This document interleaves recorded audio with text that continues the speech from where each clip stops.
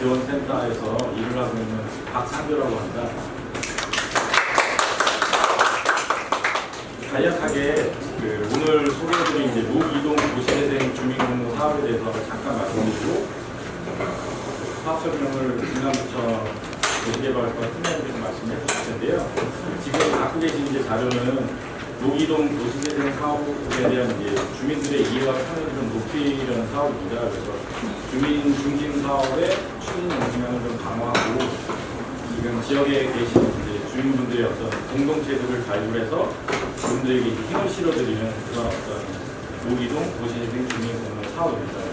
그래서 주민들의 많은 관심을 부탁드리고요. 중남청 도시개발과 운영진 팀장님께서 자세하게 사업 설명을 반갑습니다. 도시개발과 도시재생 팀장 문영진입니다.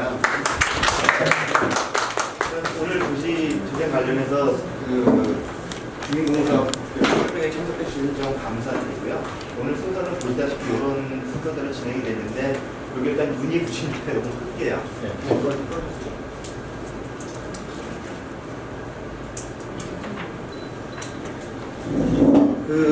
주민공무사업 사업 기간은 올해 9월부터 내년 2월까지 예정이고요.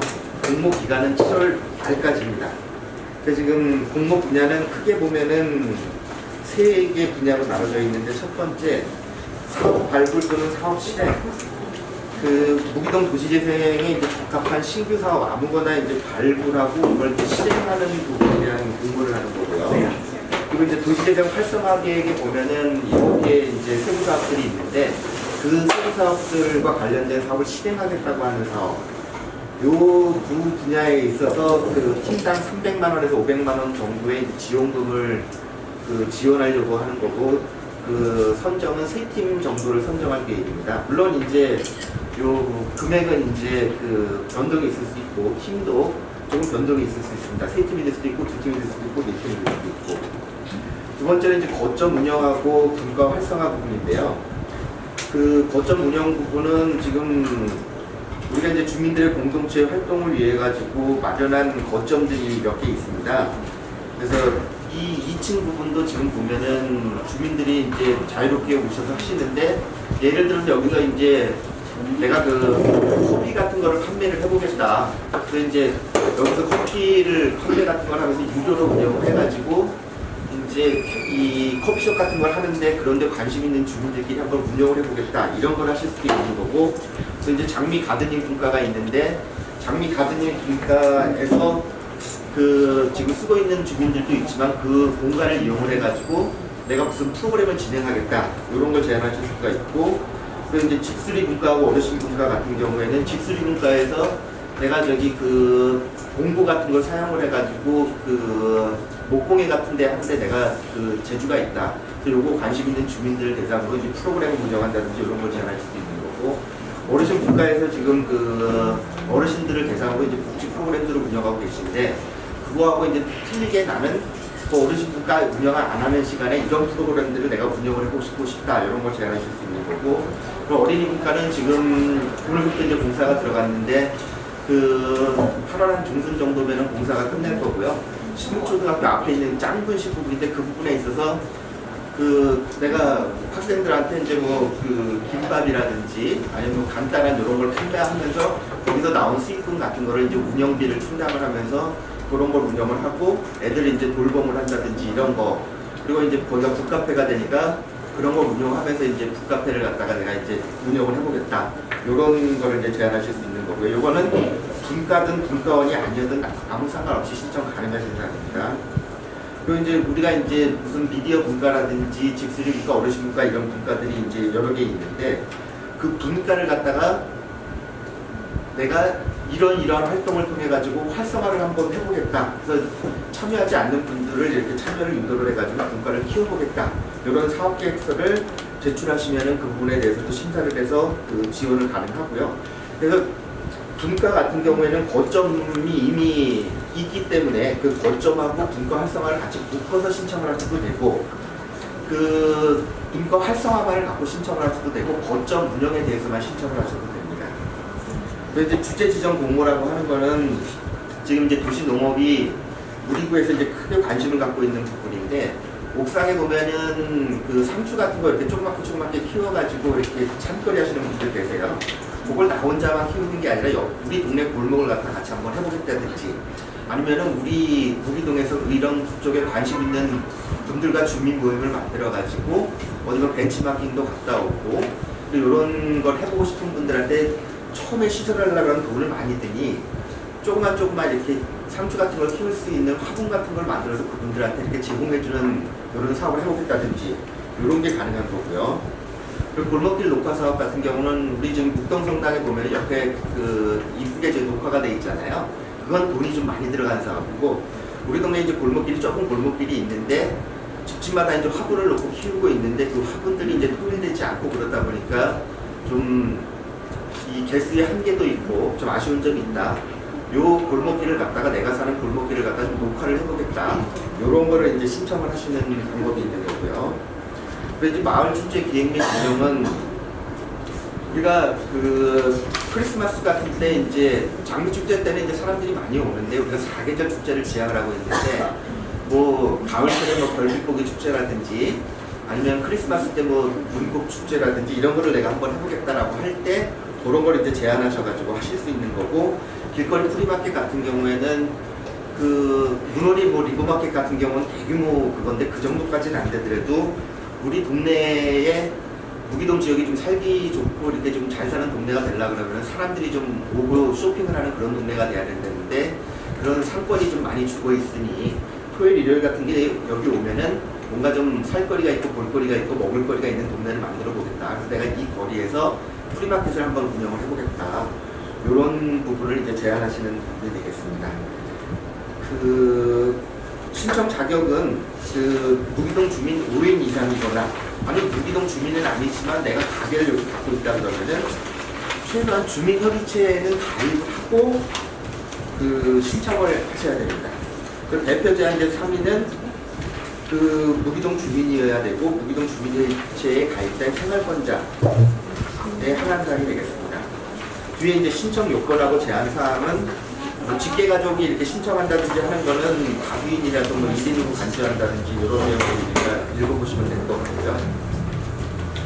그리고 작년에 했던 것 같은 경우에는 17개 사업 정도가 선정이 됐었는데, 작년에 했던 사업의 대부분은 이웃 만들기 사업이었어요. 그러니까 도시재생 사업할 때 주민공모 사업을 처음으로 할 때 서로 모르시니까 주민들의 어떤 서로 아는 모임, 그리고 그렇게 작은 모임이지만 이렇게 서로 얼굴을 익히고 이렇게 조금조금 활동을 하면서 하나의 모임을 만드는 게 이제 그 작년 주민공모 사업의 취지였다 그러면은, 올해는 그런 주민 모임을 만드는 것만으로는 안 되고 뭔가 무기동 도시재생 사업과 연관된 사업을 실행을 하겠다, 이런 것까지가 돼야지만 사업을 신청하실 수도 있고, 그러다 보니 작년에 했던 100만 원짜리 사업 같은 건 없어진 거고요. 최하 300만 원 이상의 사업을 갖다가 그 신청을 받으려고 하는 겁니다. 근데 이제 본인이 계획했던 사업이 이게 신청을 하려고 그러면은 신청서부터 해가지고 굉장히 복잡한데 이게 안 될 것 같으면은 될지 안 될지 애매한 사항은 저나 아니면은 무지대응 지원센터에 미리 사전 상담을 해서 가능성이 있을 때 그 신청을 해주셨으면 좋겠습니다. 그리고 들어온 부분에 대해서는 그 서류 심사, 가령 뭐 주민 그 협의체, 생활권자 같은 주민협의체에 가입된 분들이 요건을 갖췄는지 이런 거 하고, 과연 무기동 주민이 신청 요건을 맞췄는지 이런 걸 거쳐가지고 우리 무기동 도시재생 지원센터장님하고 이제 주민협의체 임원분들 그리고 이제 일련인 부분을 통해 가지고 이제 심사를 할 거고, 2차 심사는 이제 중랑구 지방보조금 심의위원회인데, 요거는 그 1차 심사하는 것들은 거의 선정이 되고 특별한 하자가 없으면은 그 가령 뭐 저기 다른 데 동일한 사업으로 어디 뭐 해가지고 가는 게 있는데 여기 또 신청을 해서는 중복이 되니까 그런 것들은 걸러지게 될 겁니다, 이 과정에서. 그리고 이제 심사 그 선정 기준을 이제 보시면 사업의 타당성하고 사업의 실행 및 효과 이런 부분들이 있는 거고요. 그 주민공모사업 돼가지고 이제 그 지원금을 지원 받으실 때는 이제 협약을 통해서 이제 쓰시게 되는데, 그 회계 절차는 이제 투명한 절차로 이렇게 하기 위한 몇 가지 제도적 장치가 있는 것들은 나중에 선정되신 분들에 한해서 설명을 드리기로 하고요. 궁금하신 사항들 있으실 텐데 천천히 생각하셔가지고 질문해 주시면 우리 용역업체하고 제가 공동으로 답변을 할게요. 여기 앉아서 앉으시죠. 그래서 지금 선생님께서 말씀해 주신 거대로 구상하고 계신 사안이 있거나 작성 중에 어려움이 있으시면 언제든지 저희가 주중에는 이제 9시부터 6시까지 그 센터 3층에 사무실이 있으니까요.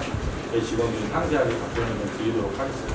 오늘 12시부터 1시까지는 점심시간이니까 좀 네. 그때 편안하게 오셔서 네, 맞습니다. 이걸 주민분들 입장에서 이 공모사업 신청서를 작성하는 게 쉽지가 않아요. 네. 도움을 받으셔야 되는 게 당연한 거니까 네. 권리라고 생각하고 편안하게 오세요. 그래서 여기 지금 추가적으로 나눠드린 신청 서식이 있고요. 이게 이제 사업비 집행 기준이 있는데 서식은 읽어보시면 칸이 이렇게 쳐져 있으니까 거기에 맞게끔 대표자분, 대표 제안자분, 주민분 이제 5분이 성함과 연락처, 그다음에 주소를 넣으시면 됩니다. 그리고 사업 목적은 예를 들어서 주거 환경에 대한 개선 부분이다 그러면 거기 표기를 해주시면 되고요.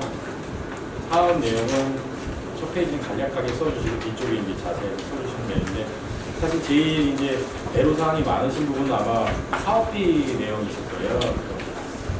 모든 분야가 다 마찬가지겠지만 어린이 이제 아이분들 이제 용돈 주셔도 사실 어디다 쓸 거니 이렇게 하시잖아요.